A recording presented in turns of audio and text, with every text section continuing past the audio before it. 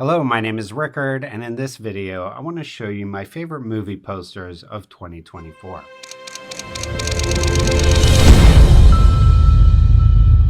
I did a video similar to this last year. What I want to do is basically show you what are my favorite movie posters of 2024 and give you my analysis of what makes them a great poster. Now, in terms of a basic criteria that I use when evaluating a poster design or any graphic design for that matter, is kind of a two-part scale. So the first part of this scale is the concept, meaning what is the idea? Is it a boring idea that we've seen 100 times, or is it a brilliant idea that really captures the essence of a film, hints at the story, hints of the plot lines or the mood, that's unexpected? That would be kind of a brilliant idea. And then on the other axis of this scale is the execution. How well is that idea executed? So is it, is the Photoshop work really well done? Are the colors well done and do they harmonize? Is the cropping, the composition, the typography, all the elements that make up a movie poster, are they all really done well? And the more expert that is, the more you can get away with kind of a weak or not so brilliant idea. And conversely, the more brilliant your idea is, the less you have to depend on the perfect execution in order for the movie poster to work. And I'm going to show you some examples of that first with some bad movie posters or movie posters that aren't that great. And then I want to talk about my 10 kind of runner-ups, movie posters that are really good, but they just didn't make my top 10. And then finally, we'll look at my top 10 movie posters for 2024. All right, let's dive in. Okay, so here you can see the graph that I talked about earlier. On the left here, you have the concept, right? So a boring concept versus a brilliant concept. And then here you have your execution. Is it an amateur execution or an expert execution? And let's take a look at some bad movie posters. So this is a boring idea badly executed. So we've all seen a million of these posters. And I gotta say, the streaming services really haven't nailed posters. A lot of the bad posters are from direct to streaming type movies. And this is a good example. The typography looks amateur. The Photoshop work looks amateur. The color here looks amateur. There's no color harmony. It's just every color on the rainbow. So this is a good example of a bad poster. This is another example. Here the execution is better, but the idea itself is both boring and also, like, if you have Alicia Vikander and Jude Law, why would you cover both of their faces to the point where you don't recognize either one? The idea itself doesn't resonate. Like, there's no way from looking at this that I would know it's about Henry VIII.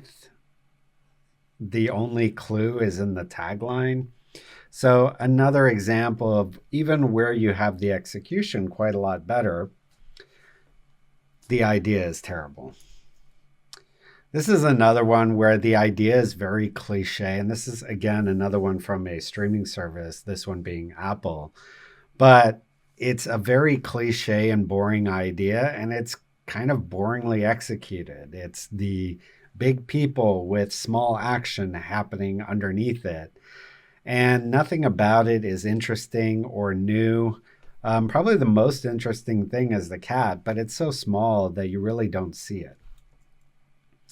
This is another example, and this is, again, another direct-to-streaming type film.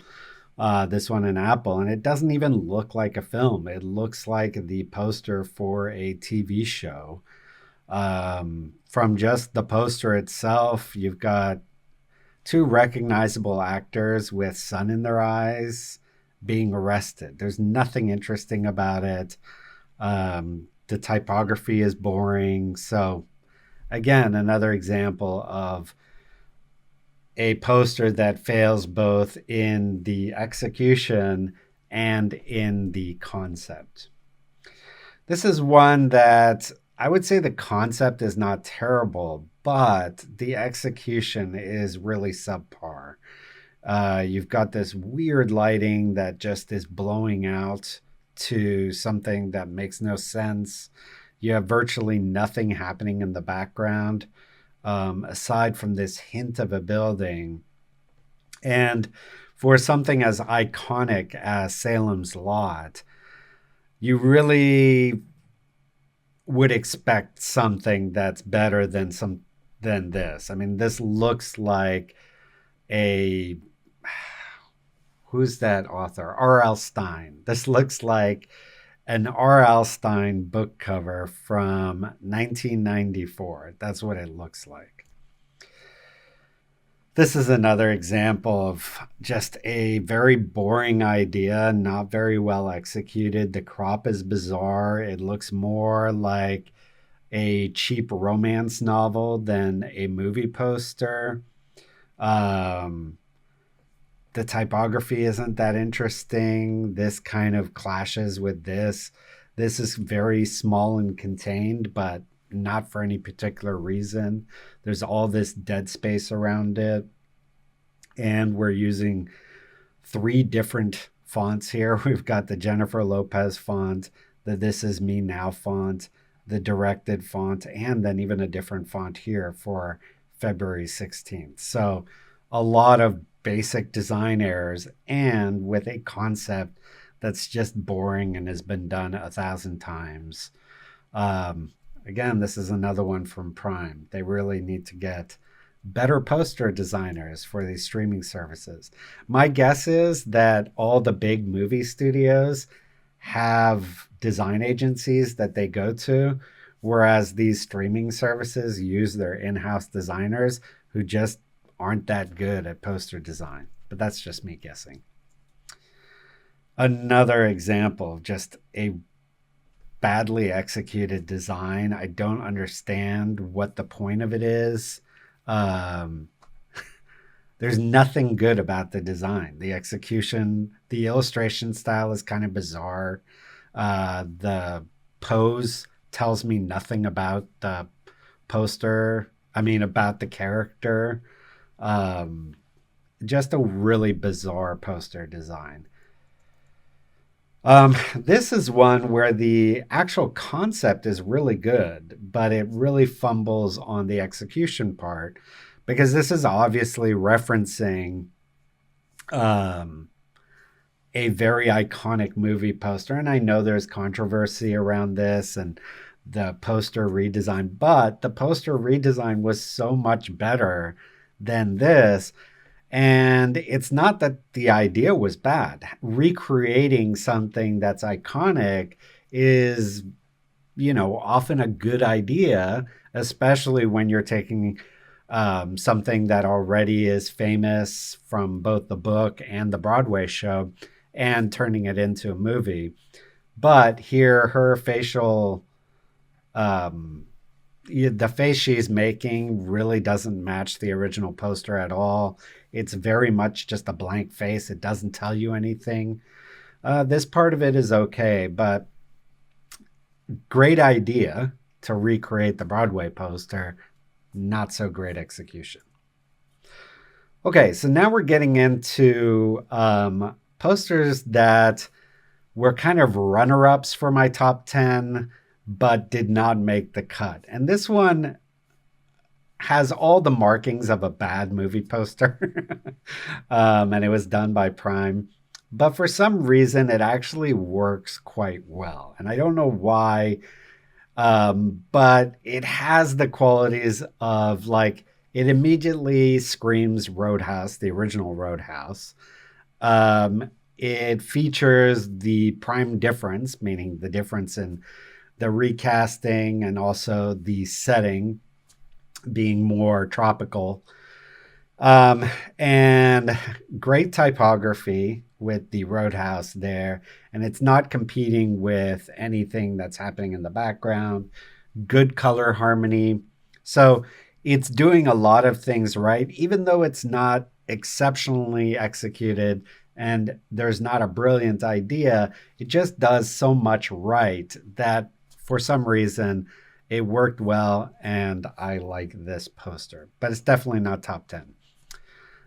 This is another one where the execution is quite good. Like, it's obviously good Photoshop work there, and it immediately communicates a strong concept. You know, it's going to be a Jason Statham going around uh, kicking people's butts type of movie, and it kind of sells the whole beekeeper thing.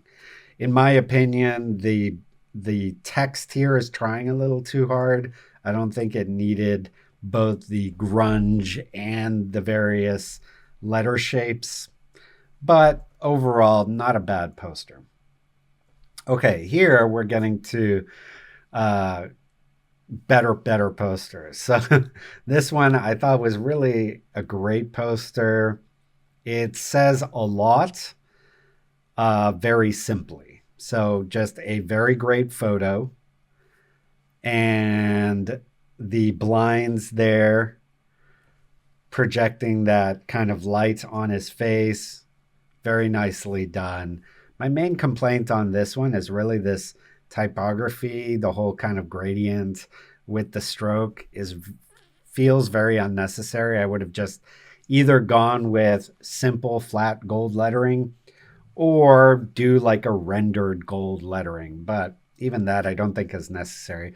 I think especially with something like this where the concept is so simple, keep the execution simple as well. But I really do enjoy this poster, and it's definitely within my top 20. This is a poster that almost nailed it, but failed on the typography here. So this part here is really clever. The way we're featuring her, obviously, and then covering up who the kind of uh, serial killer is in the film, um, is very cleverly done. My big problem with this is this competes with this typography in the back. So generally when you're doing typography and you have one type style that has a lot of character, which this woman, our, I mean, that's a lot of character for a font.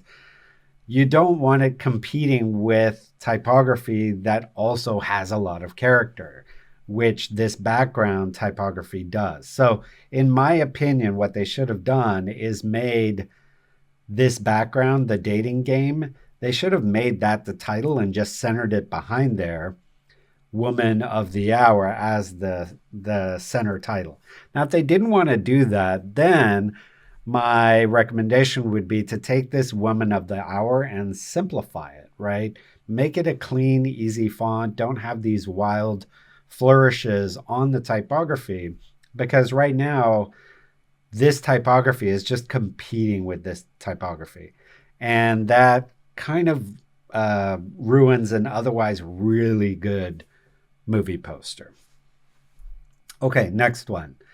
This one, very nicely done. It's a clever idea, creating the cross with this. I feel like having the cross here on her neck actually detracts from the primary idea or message of the poster. We don't need the symbology twice. Once is enough. But beyond that, I think it's a very well done poster. The style really sells it. Probably the one thing I would say is she is as far as like a scream queen, a famous horror movie actress, she's quite high up there amongst them. So making her a little more recognizable, or at least featuring her name on the poster, is probably something I would have done. Okay, this is just a brilliant idea, very well executed. I don't know actually what this movie is. I never even saw a trailer or anything for it, but just the execution of this poster is very well done. Maybe the one thing that I would say is when you're looking at a person, You kind of always look into their eyes. So I probably would have had this eye open. Now, there may be a story reason for it not being open, in which case, fine, I'll forgive it. But I feel like this would have had a lot more visual impact if one of the eyes was open. Okay, now we're, I think, moving into my kind of top 10. And I did show you that Wicked poster that I didn't like. This is one that I thought was actually brilliantly done. It's obviously paying homage to, the Sistine Chapel ceiling, kind of the story of God and David or God and man. Um, but it's doing it with this dichotomy of the evil witch and the good witch. And we have kind of a lot of story being told in one image. So, as far as Wicked posters go, this was one of my favorites and one of my top film posters of 2024. Okay, this was another, I thought, brilliant poster. Obviously, the movie's being sold as a Zendaya film and having her face really largely featured on the cover, I think is a great idea. And also the style of it, even though illustrations on movie posters is hit or miss, I think this one was really well done. It allows you to create this image that as a photograph may not work as well. So, brilliantly done poster. Probably my only complaint is this use of three different typographies here is a little clashing, especially with the three cast names being so close to the director's name. Like, I don't know why the director's name is in a different font, but pretty small point there. Okay, this one, I mean, we've seen this idea done before, but I did feel like it was very well done here. Um, Also, kind of calling out the Jordan Peele, I feel like that actually helped sell the film, um, especially with Jordan Peele kind of being in the horror realm with Get Out and Us and so forth. So, very simple concept, but very well executed. Kind of gives me that John Wick vibe, but a little more red, maybe a little more. And also the fact that he has a knife instead of a gun. All these small little things really help to sell this image. Okay, as far as nostalgia goes, I think this is a brilliant poster. The fact that he ended the last film with him in a waiting room and we're showing this with not even showing his face, but just the iconic costume sitting on a waiting table next to obviously people who are dead. Very simple but brilliant concept, and it's very well executed. Okay, this one. I actually had another poster similar to this called Cat Person or something to that effect last year, where it's just a very almost uncomfortably close crop.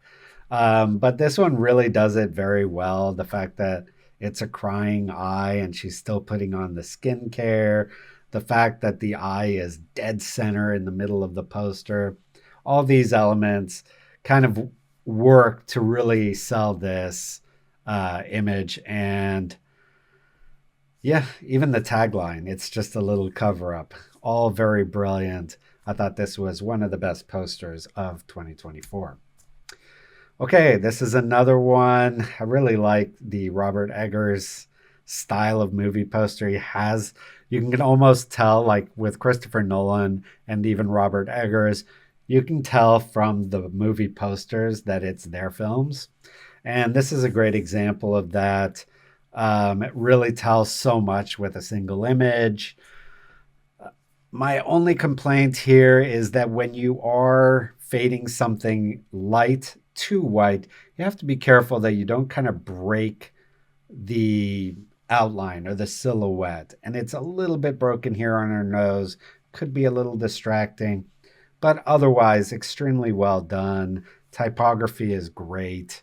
Um, And the whole position of it, everything about that part really is, you know, it draws you in and it creates certain emotions.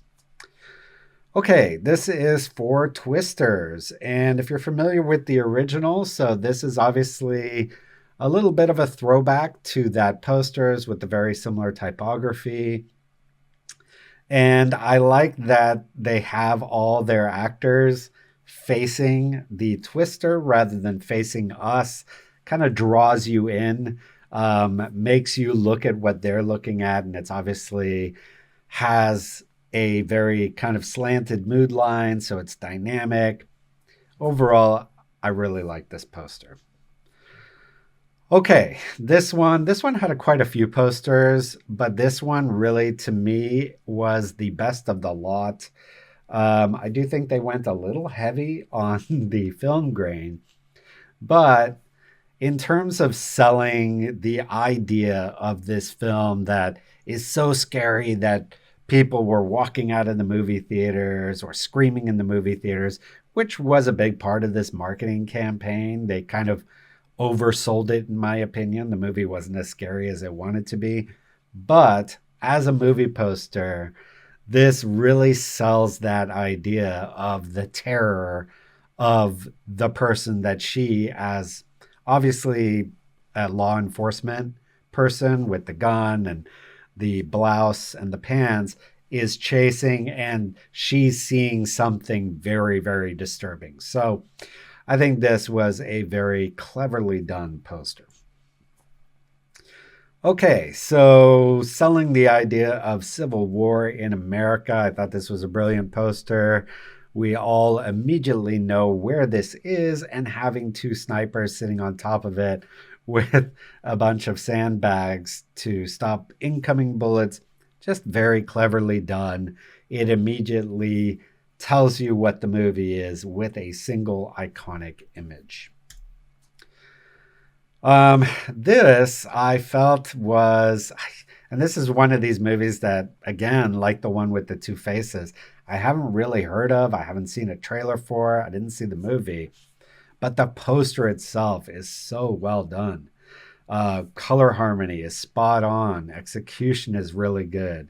The idea, I mean, it almost tells a whole story with a single image. So very well done. I would say the one thing, actually, no.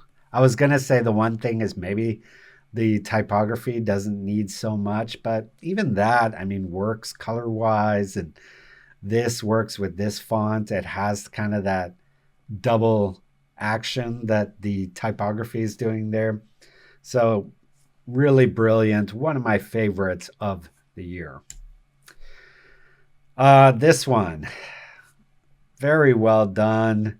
I love the kind of dripping blood slash something from her hair. Um, very, like in terms of an image, it's just very capturing. It pulls you in. You want to see her eyes, but you don't quite. So a lot of things really working well for it. And we're also getting in the typography, which in itself is quite nicely done here. We're getting this little story of a man with a rifle and a girl running away. So a lot of things working really well. If anything, probably the film grain is a little overdone. And yeah, but that's really it. Overall, really well done movie poster. Okay, this thought was very brilliant. If anything, I would say you probably don't need him to be so out of focus, but the out of focus kind of pulls you in and also focuses your attention on these two. So, and with Hugh Grant being a very recognizable figure in this movie, um, just the fact that he's not playing your typical rom com role there pulls you in. It just tells a lot. I kind of love this movie poster. I think it was brilliantly done. Um, the typography being done with various wood pieces and steps and things like that. I think that works really well. Um, yeah, so pretty much everything about this, composition wise, it's nice. The hands reaching toward the two figures. Really good. Well done poster. Okay, even though this movie didn't turn out how a lot of people wanted it to, and I actually, the reviews were so bad that I didn't even watch it myself. When this poster came out, it really worked well. It immediately sets kind of the stage that was set with the last one. So there's that great scene in the first film where he dances inside the public bathroom. And this evokes a similar feeling to that, but with a Lady Gaga mixed in, both of them featured on this. So, selling that this is a movie, a continuation of the first movie. It has Lady Gaga in it as Harley Quinn, and it's musical and very cinematic. This movie poster does a lot with that. Okay, and then the last one, not particularly the first, like I mentioned earlier, kind of the top 10 or just the last 10 I showed you in no particular order. I really thought this was a well done poster. It's kind of a throwback to the more illustrated posters of the 80s and 90s. However, it's obviously also a throwback to those Alien films, or the first Alien film from, I guess it was 1979. And it's telling you that this is going back to the DNA of that first film. Color wise, really good, kind of that color of enemy, color harmony with red and green. The implication of a hand over here, the broken glass. It just has a lot of things going for it. The face in there is recognizable as the actress. So, a lot of great things going for it. And I thought this was a really well done movie poster.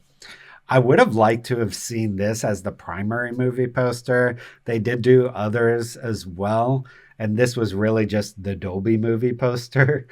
But I feel like this would have been good as the primary movie poster. They did one where the alien is kind of dripping stuff from its mouth, and that just felt too much like all the other aliens. Whereas this was more unique, more of a throwback to the original film. Even the color palette is kind of evokes that original egg poster for the first film. So brilliantly done. I really like this film poster. So there you have it. Those are my favorite movie posters of 2024. I'd love to hear what yours are. So if you want to put in the comments, what is your favorite movie poster of 2024? Which ones stood out to you? Which ones do you still remember now here as we are closing out the year? So go ahead, put that in the comments. Also, if you enjoyed this video, please subscribe to my channel. Leave a like, share this video, do all that good stuff. And also, if you're interested in learning about graphic design, about using Photoshop, color harmony, typography, and all that good stuff, check out nuclei.com. I sell both professional training and professional tools for graphic designers, photographers, and artists using Photoshop. So check that out. Otherwise, here's some other tutorial videos on how to create movie posters. You can check those out, and I'll see you next year.